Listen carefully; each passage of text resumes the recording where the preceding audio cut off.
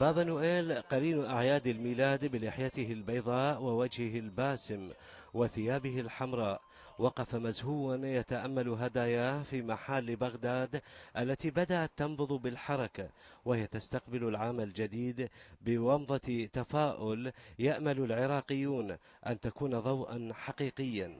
التفاؤل كان باديا على أصحاب محلات بيع الهدايا، مؤكدين أنه موسم أفضل من المواسم الأخرى، مؤشرين ضعف مبيعات كارتات العيد بسبب رسائل الانترنت والموبايل. هاجس الأمن كان مسيطر على الشارع العراقي.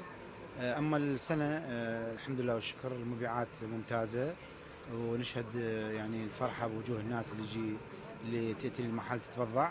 كارت التهنئة بالأعياد السنة قل وقبل سنتين قل، ذلك بسبب الموبايلات، سبب الإيميلات، سبب البعد دز الكارت، بسبب يعني البريد السريع أو غلاء الكارت دزه للخارج، سبب الهجرة.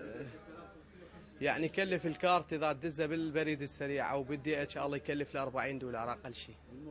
بالموبايل ما يكلف له 10 سنتات.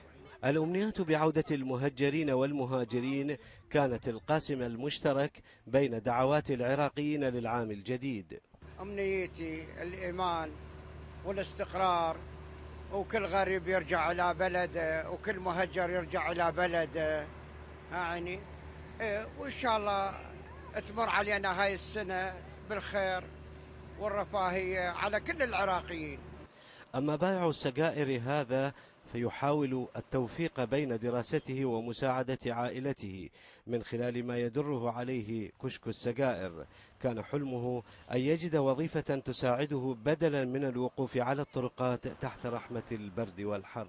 والله أتمنى أتوظف، أنا أشتغل هنا، أنا أجي من الدوام مداوم، أنا وأجي هنا من الدوام وهنا أنا أشتغل هاي الوسطية جنبر.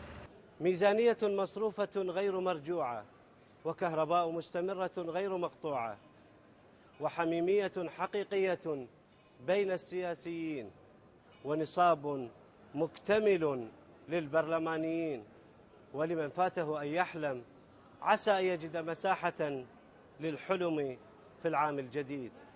هكذا كانت دعوات العراقيين للعام الجديد. كل عام وأنتم بخير. فلاح الذهبي، الحرة، بغداد.